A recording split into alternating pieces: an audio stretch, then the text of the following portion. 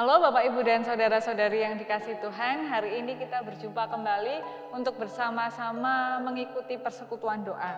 Nah, untuk pujiannya Bapak Ibu bisa melakukannya bersama dengan keluarga atau mungkin dengan kelompok kecil lewat daring atau lewat berbagai media atau bahkan bersekutu.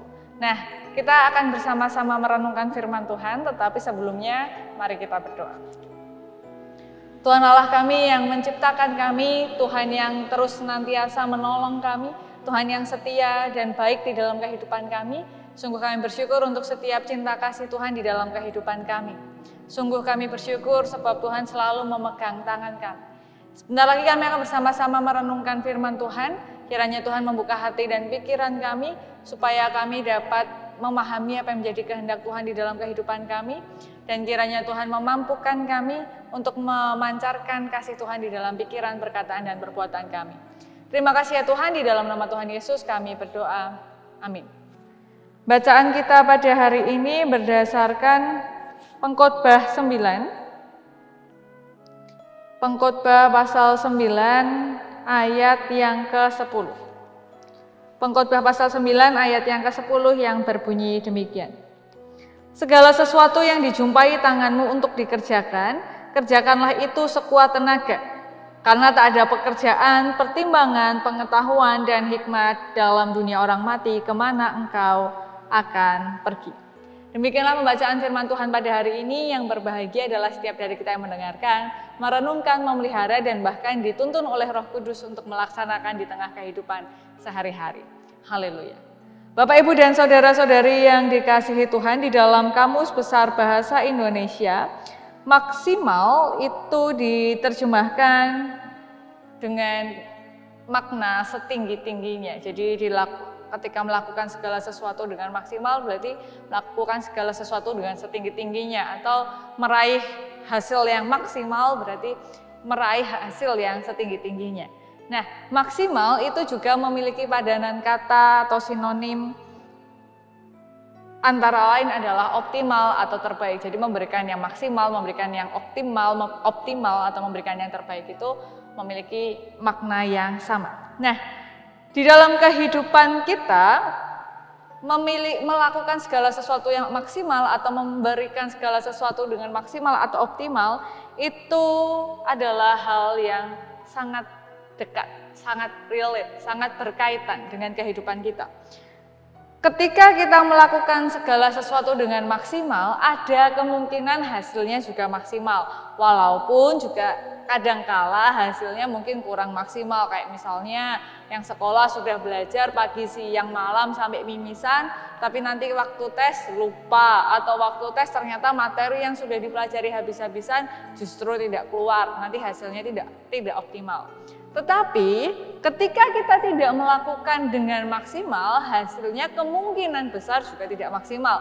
Kecuali memang ada keberuntungan tertentu begitu ya. Misalnya, atau mungkin punya talenta tertentu yang memang sudah dari sananya suaranya bagus, tapi kalau nggak latihan juga suaranya tetap bagus. Tapi kan akan juga kalah maksimal dengan yang suaranya bagus dan latihan dengan maksimal.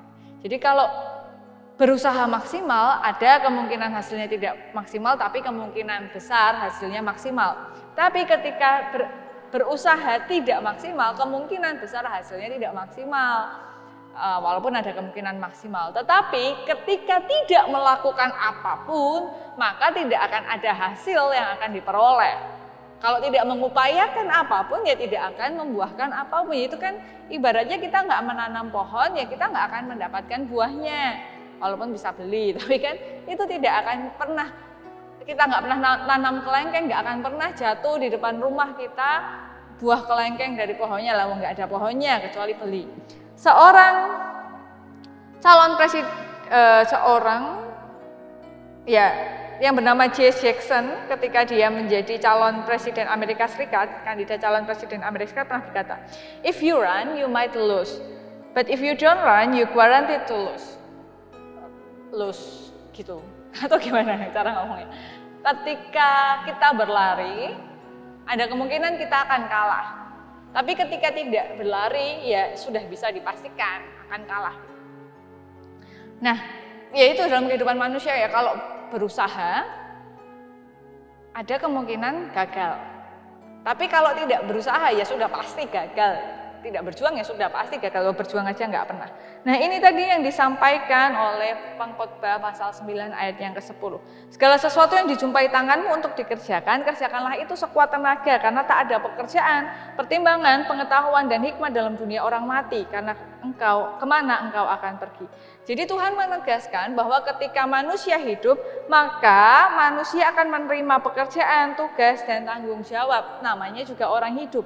Dan ketika tugas tanggung jawab atau pekerjaan itu diterima ya harus dikerjakan. Karena itu adalah bagian dari orang hidup. Yang namanya orang hidup ya pasti akan punya pekerjaan, punya tanggung jawab, punya tugas. Itu adalah hal yang wajar, hal yang normal. Apa tugasnya, apa pekerjaannya, setiap individu punya hal yang berbeda-beda, nggak bisa disamaratakan dan nggak perlu disama-samakan, dibanding-bandingkan tidak perlu. Nah, tugas kita atau yang perlu kita lakukan adalah mengerjakan bagian kita ya dengan maksimal, dengan mengingat bahwa tugas pekerjaan tanggung jawab kewajiban itu hanya akan kita terima semasa kita hidup dan tidak ada penyesalan nanti gitu loh. Karena nanti ketika sudah pada waktunya berhenti ya berhenti. Selama kita hidup harusnya kita melakukan yang terbaik. Nah, salah satu tokoh di dalam Alkitab yang juga mengupayakan hal terbaik di hidupnya adalah Yusuf. Kita sudah sangat familiar dengan cerita Yusuf ketika Yusuf dibuang oleh saudara-saudaranya, lalu dia dijual menjadi seorang budak, tetapi karena pekerjaannya yang baik, dia begitu dikasihi oleh Potifar menjadi orang kepercayaannya. Dan kemudian dia difitnah oleh istri Potifar, kan difitnah melakukan pelecehan, padahal tidak. Tapi kan dia selalu melakukan yang terbaik, bahkan ketika di dalam penjara pun dia membangun relasi dengan orang, dia tetap berusaha ya sesuai dengan talenta dan sesuai dengan hikmat yang Tuhan berikan kepadanya, tapi dia berusaha. Dan ini menunjukkan, dan dia menerima hasil yang luar biasa, dia menjadi orang yang sangat dipercaya, bahkan menjadi pemimpin di bangsa orang lain, kan keren sekali. Nah, pandemi COVID-19 ini adalah salah satu peristiwa keadaan yang memaksa kita untuk berusaha dengan lebih lagi gitu. Karena ya yang pedagang misalnya atau ya yang pedagang harus memutar otak untuk berpikir bagaimana caranya supaya tetap bertahan di tengah keadaan orang yang nggak bisa keluar beli-beli. Atau apa yang harus saya lakukan, gimana caranya saya supaya bisa jemput bola. Atau ketika ada orang yang bekerja di dalam pekerjaannya bisa dilakukan di rumah, maka dia harus tetap efisien supaya kerja WFH. Karena suami saya dulu sempat WFH, jamnya itu jadi ngawur. Jadi jamnya itu kalau jam kerja biasa kan jam 8 sampai jam 5 begitu. Tapi karena WFH itu ya semuanya dari pagi sampai malam nggak berhenti-berhenti, meetingnya, rapatnya nggak berhenti-berhenti, ya macam-macam. Dan melaksanakan tugas di tengah pandemi ini ketika semuanya online, ketika banyak WFH, ketika orang nggak boleh keluar-keluar, yang bisa kita lakukan adalah melakukan tugas kita dengan maksimal, melakukan tugas kita dengan sepenuh-penuhnya, dan tantangannya lebih banyak karena kalau misalnya WFH itu kan nggak dilihat gitu ya sama orang lain gitu. Sedangkan kalau di kantor kan kelihatan yang bekerja yang enggak, dan karena jamnya juga morak-marik jadinya mungkin ya menjadi lebih lelah dan penat. Atau ketika berdagang bagaimana tetap menjaga kebersihan, ini penting sekali Bapak Ibu yang mungkin adalah pedagang.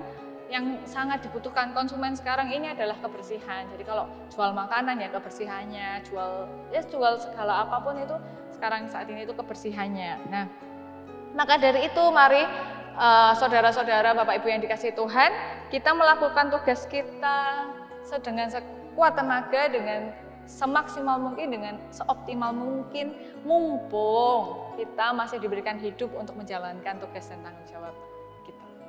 Amin. Kita akan berdoa. Saya akan memimpin doa untuk pokok doa saja. Nanti doa syafaatnya silahkan dilakukan di dalam keluarga maupun di dalam komunitas atau persekutuan kecil Bapak Ibu. Mari kita berdoa. Kami sungguh bersyukur karena Tuhan senantiasa memberikan kepada kami kesempatan untuk menjalani kehidupan kami, kesempatan untuk berkarya di dalam Tuhan. Dan ampuni kami Tuhan jikalau di dalam kami menjalankan tugas dan tanggung jawab kami masih belum optimal, kami belum maksimal. Sungguh kami mohon ampun jikalau kami tidak melakukannya dengan segenap hati kami. Dan kiranya Tuhan memampukan kami melalui Roh Kudus supaya kami dapat melaksanakan apa yang menjadi tugas dan tanggung jawab kami dengan lebih baik lagi, dengan lebih maksimal lagi, dengan lebih optimal lagi. Sebab kami mengingat bahwa apapun yang kami lakukan itu bukan hanya untuk manusia, tetapi juga untuk Tuhan. Terima kasih ya Tuhan, seluruh kehidupan kami serahkan ke dalam tangan kuasa Tuhan. Di dalam nama Tuhan Yesus kami berdoa, haleluya, amin. Ya Bapak Ibu silakan melanjutkan persekutuan doanya, silakan memuji Tuhan dan berdoa bagi saudara-saudara, bagi negara, bagi gereja, bagi siapapun yang perlu didoakan. Amin. Sampai jumpa di pertemuan berikutnya, tetap jaga kesehatan, tetap taati protokol kesehatan, tetap semangat dan penuh sukacita. Tuhan memberkati. Sampai jumpa.